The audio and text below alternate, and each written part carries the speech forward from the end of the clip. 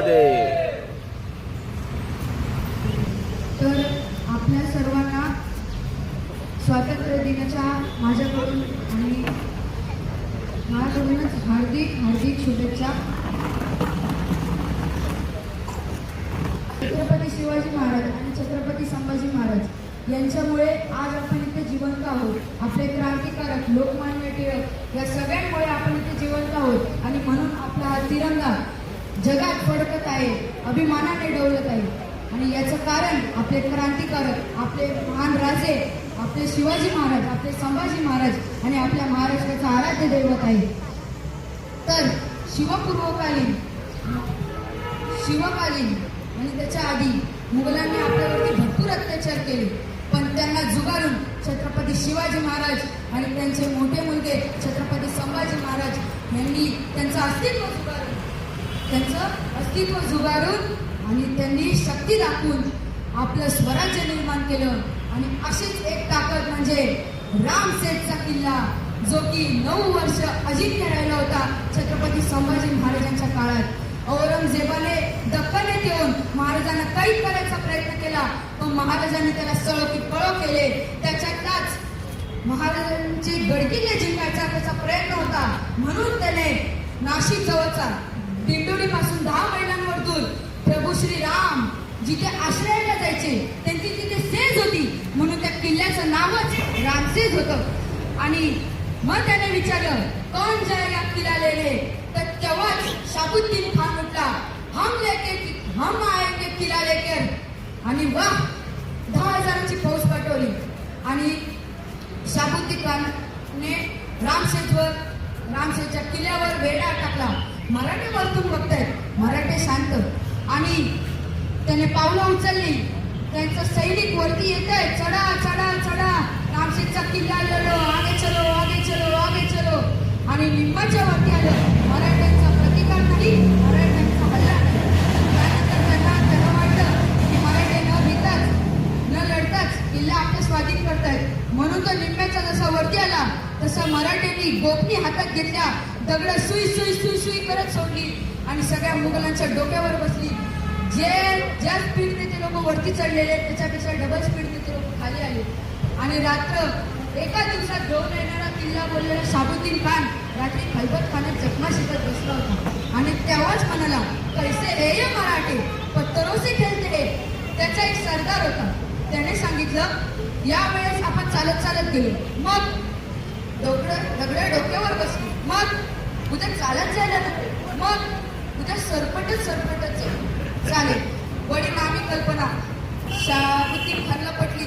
चलो आगे चलो गे, उरलं सैन्य, सगळं सैन्य वरती चढायला लागलं. निंबेच्या वरती आलं. मराठ्यांचा हल्ला नाही ना प्रतिकार. तेच वाटतं, भिले वाटतं, आता तर दगड नाही मारू शकणार, म्हणून वरती चढले. निंब्याचं जसं वरती आले, दगडी शिळा रात्रभर जागून गोळ्या केलेला आणि ढकलून दिला. सुई सुई सुई सुई करत त्या दगडी शिळा आल्या आणि सरपटणाऱ्या गनिमांना कायमचं सरपटण खाली काळात घेऊन गेले. मराठे त्यांना वरती चढून देईना. 600 मराठे 10,000च्या फौजेवरती भारी. शाबुद्दीन खान येडा झाला. 1 महिने 2 महिने तब्बल 3-4 महिने तब्बल 5 महिने झाले. 1 वर्ष झालं, 1.5 वर्ष झालं, 2 वर्ष झाली, किल्ला ताब्यात नाही आला. मग तेव्हा बोलला, त्याने त्याच्या तोफखाना प्रमुखांना बोलवलं. चलो कल तोपे डागेंगे, डागो तोपे, कितने दिनों में लोगे किल्ला. त्याचा तोफखाना प्रमुख म्हणाला, 2 घंटों का काम है, 1-2 गोले किल्ले पर डाल देंगे, किल्ला ताबे में. 2 तासात तुमचा किल्ला पायावर देऊन ठेवू. आणि त्याने सगळ्या बाजूने तोफा लावला आणि रात्र 1:30 वाजता मुघल शांत झोपले. त्यानंतर मराठे खाली पडले आणि सपासप कापाकापी केली आणि त्यांचे जे सगळं सामान पळून ठेवून परत किल्ल्यावरती गेले आणि बोलले जोरात, मराठों का छापा छापा छापा, मराठी का है, मराठी तो भाग गए, जान दो, कल सुबह उठेंगे, किले पर तोप डालेंगे और किला हमारे ताबे में. मोठी नामी कल्पना. सकाळी शाबुद्दीन खान उठला आणि वातान पेटवणार, तिकडे वरूनच किल्ल्यावरचा तोफ खाली धडून आपटला आणि विचारलं त्याच्या तोफखाना प्रमुखांना, मराठों के पास तोप है? नहीं हुजूर. फिर का दारू बोला, आसमान से बरस रहे. नहीं हुजूर, उनके पास तो तोपे नहीं थे, तो फिर आए कहाँ से? मराठ्यांकडे तोफा नाही, मराठ्यांकडे डोकं आहे. यांनी लाकडी तोफा बनवल्या, आतमधून त्याला जनावरांचं कातडं लावलं आणि मग तोफे बनाली. अहो साधी तोफ नाही, आपल्या भारी. कसं काय? तर मग तो म्हणाला, तो फिर राजकुमार आहे, तो राजकुकी आहे, ते आपलाच दारू आहे, तो आपल्यावरतीच बरसतोय. 1 वर्ष काय, 1.5 वर्ष काय, तब्बल 5 वर्ष झाली. मग औरंगजेबाने त्याला पत्र लिहिलं आणि साबुद्दीन खानला विचारलं, तुम्हाला होत आहे म्हणून त्याला परत पाठवलं. आणि कोण जायला किल्लाले, तेव्हा उठला फतेह खान. हमारे नाम में फतेह, एक फतेह दिलवा दे, एक फतेह तेरा जिंदगी में ऐसा नहीं भूलूंगा. असं औरंगजेब होता, एका किल्ल्यासाठी तडफडत होता, चरफडत होता.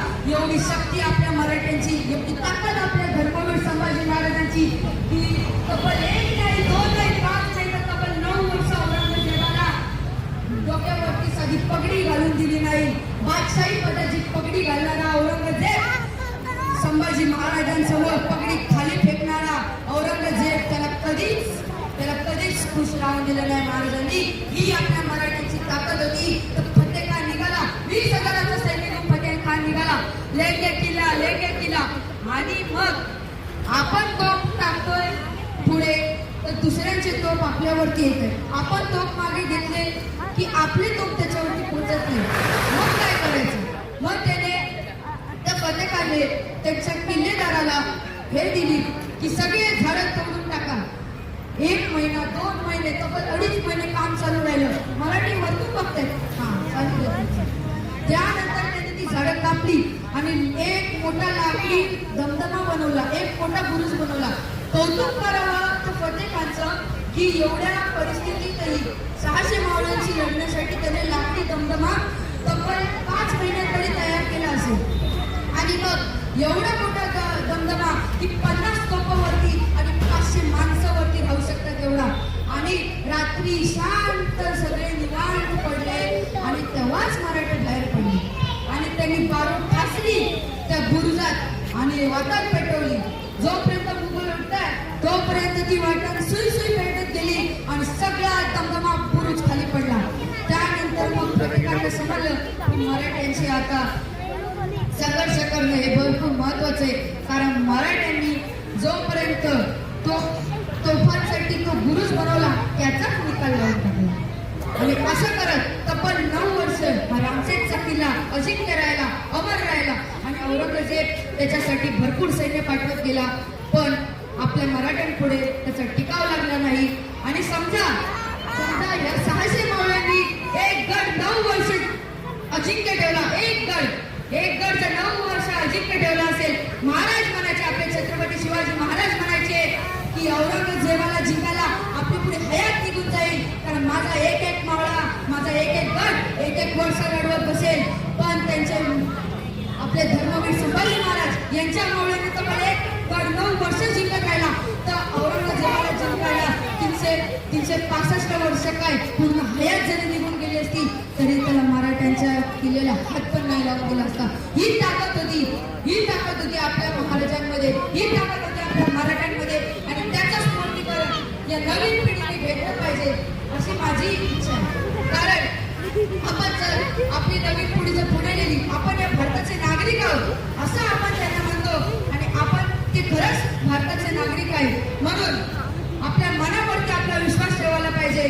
कारण आपलं मनच आपल्याला शक्ती देत असतं की पुढे जाऊन काय करायचंय. आणि त्यामुळे आपण सगळ्यांनी एकजुटीने राहून या तिरंगाला साथ द्यावी आणि या भारताचं नाव रोशन करावं. हे प्रत्येक